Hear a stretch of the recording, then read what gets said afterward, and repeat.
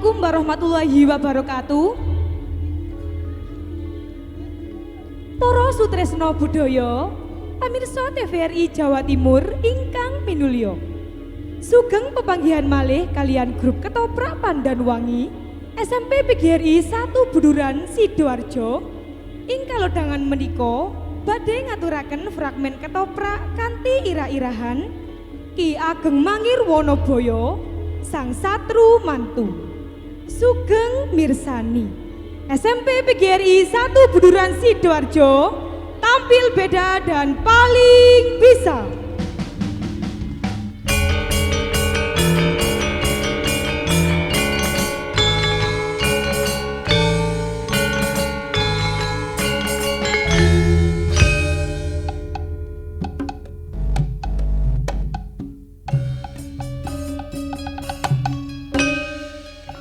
Jaman biyen nalika pamarentahan Panembahan Senopati ing Mataram ana ing bumi Pedikan Mangir urip sawijining satriya kang sekti mandraguna lan bagus rupane. Asesilih Bagus Wonoboyo utawa kondang kasebut Ki Ageng Mangir Wonoboyo. Panjenengane isih trah Prabu Brawijaya V ing Majapahit kaya dene Kanjeng Panembahan Senopati. Nanging dadi satru bebuyutan tumrap Raja Mataram kasebut. Nuju sawijining dina ana ing dalem Mangir, Ki Ageng Mangir kaadhep para abdine. Saja ana wigati kang isih wewadi.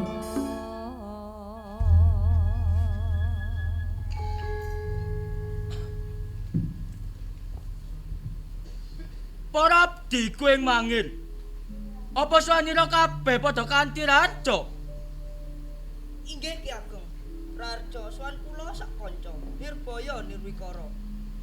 Inggih Ki Ageng, sowan kula mugi widodonir ing sambekala. Marmane kowe kabeh tinimbalan. Amarga ana babakan wigati kang bakal ingsun dawuhake. Kasinggihan dawuh Ki Ageng. Wis ndungkap pirang-pirang warsa. Anggonku ora ngakoni pamarentahan Mataram. Ingsun mireng pawarta.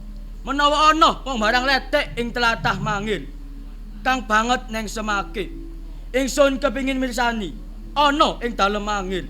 Coba timbalana ingsun ngersake nanggap. Inggih Ki Ageng, senika dawuh kang abdi matur wasilan.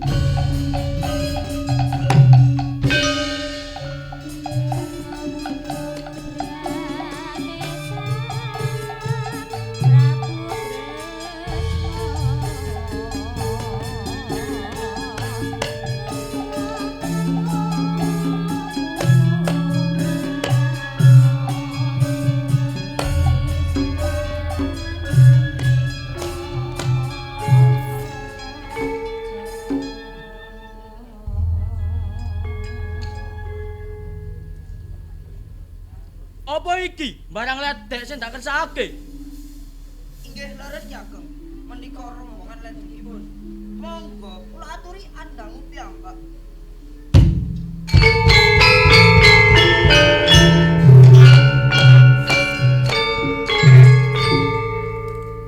Lili.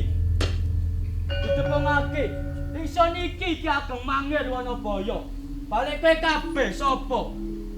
Kula ora kasihan. Kula ledek pangiringipun. Ingsun ngersake nanggap kowe kabeh. Ayo age-age kagelan. Inggih sendika dawuh.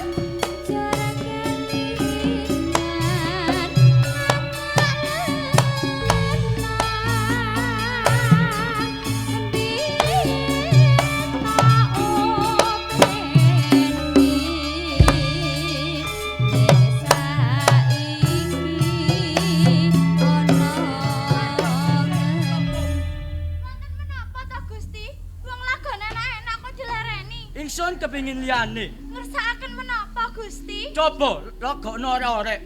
Inggih, sendika dawuh. Dados arek-arek. Ngetan bali ngulon napa setyane kelakon. Jangono-ngono, jangono. Mane manyo layo mas. Sarwa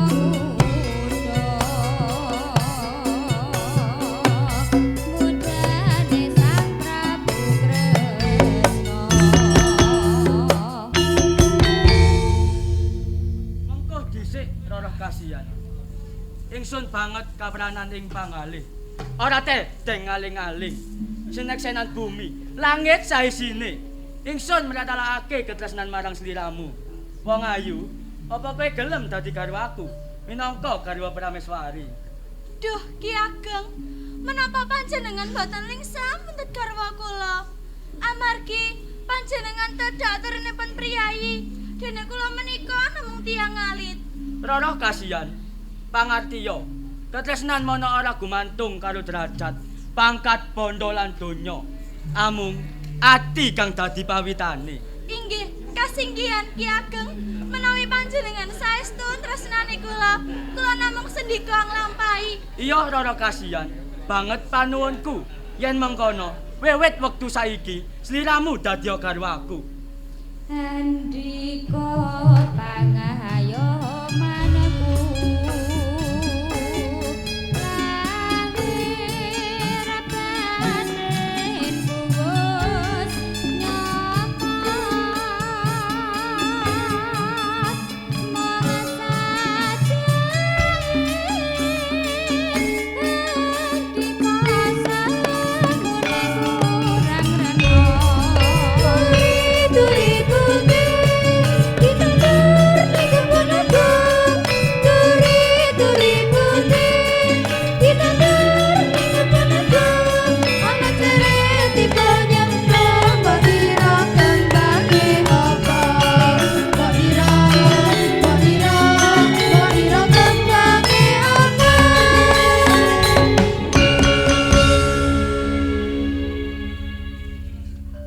Kakang Mas, anda dosaken kawuningan.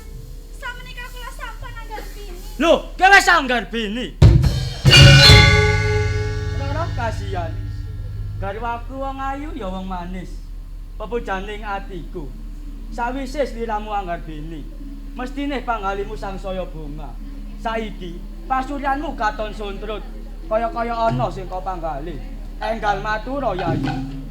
Kakang Mas, guru laki kula, inggih sesembahan kula. Kula laras, wonten pangalan kula dumateng panjenengan.